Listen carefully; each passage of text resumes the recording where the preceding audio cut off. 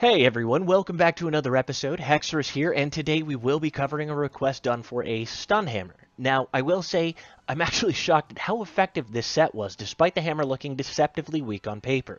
It comes out with some serious stun locking capabilities with incredible clear times.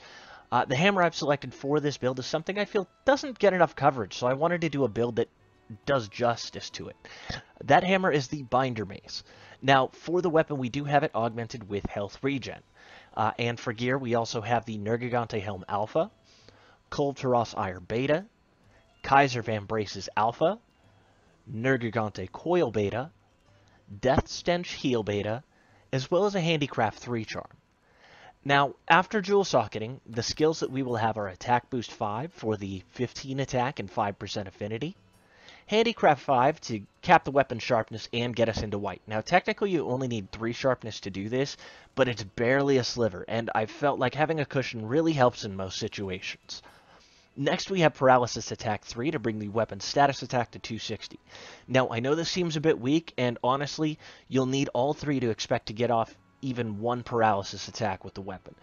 But even with that 1 paralysis, it'll allow for some serious stun locking, which I'll show you guys a little later here in the showcase, so don't overlook this skill. Next, we have Weakness Exploit 3 for 50% affinity to weak points. Stun Resist 2 to reduce stun durations by 60%. This is actually really important as it could mean the difference between a cart or a well-timed dodge. Next, we have the Critical Boost 2 to increase our critical damage from 25% to 35%.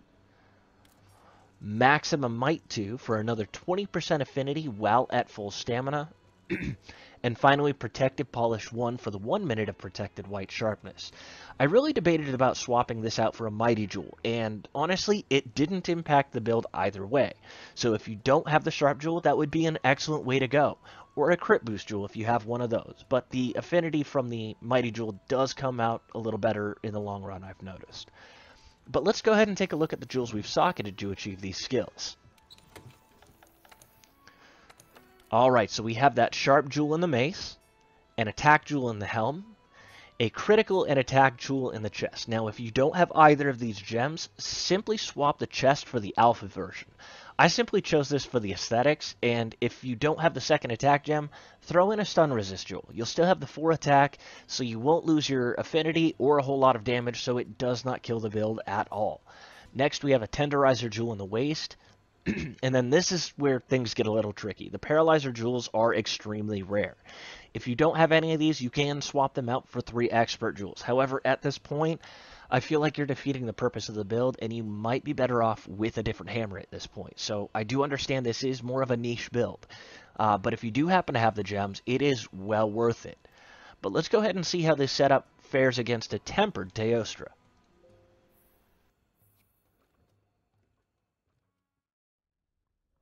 Alright, looks like we got a prime starting spot here, but it's going to be really limit my time to gear up here. So first things first, we're going to Flash Pod, Cool Drink, and Flash Teostra before he lands.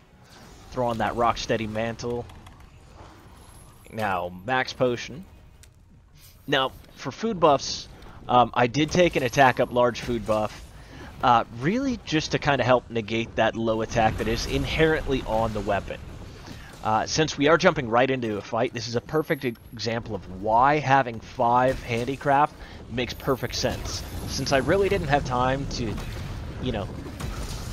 take the extra time to sharpen or throw out my demon powder for that matter. So we will be doing this run without any of the attack boosts. Now also, there we go. There's a knockdown there. Now, the key to this build is focusing on the head. This is absolutely crucial. You won't be knocking out a monster if you're not hitting its face. Also, one of the best attacks in any situation here is your Big Bang. There we go. Again, knocked down. This attack does serious knockout damage. If you can land all the hits, not to mention it also uses no stamina on the attack, so it really synergizes for that affinity with the maximum might.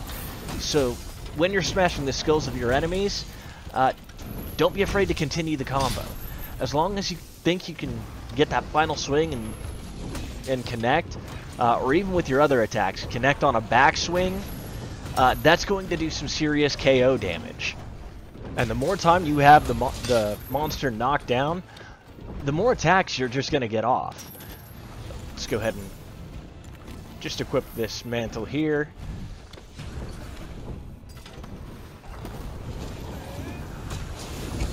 And a third knockdown. There we go. Back to the Big Bang.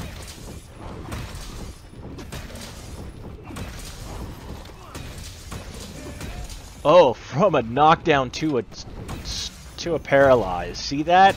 And we're just going to keep going. And back to a knockdown again. That's 4 knockdowns and a paralyze so far. This is just free damage. It's almost too easy of a fight. There's a stagger.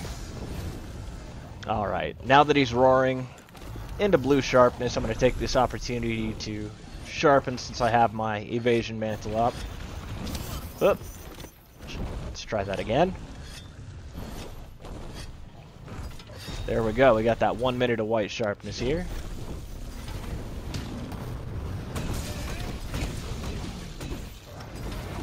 Ooh, just barely missed that backswing.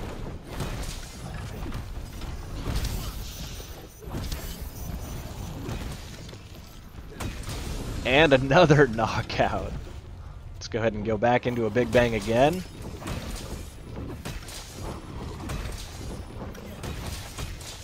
Part's broken. It looks like Teoster's almost dead here. Oh, that didn't feel good. Oh, alright, Teoster's running. Let me go ahead and flash Teostra. Knock him out of the sky.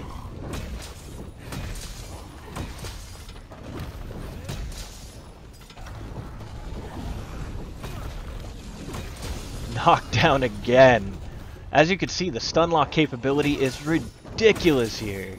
Just keep using, spamming that ability, and dead. All right, let's take a look at the time on that. 3 minutes 51 seconds. This weapon has a sheet damage of sub 1,000 for a hammer, and as you can see, this is an absolute beast for damage. We still have half a bar of white sharpness, only sharpening once. So, I have to say, all in all, this is an incredible build. But if you did enjoy the content, please like and subscribe. Also, if you would like to see what videos are due to be released, there is a schedule in the description link below, so check that out. If you would like to see a particular weapon or build, also feel free to leave a request in the comments section below. And as always, happy hunting!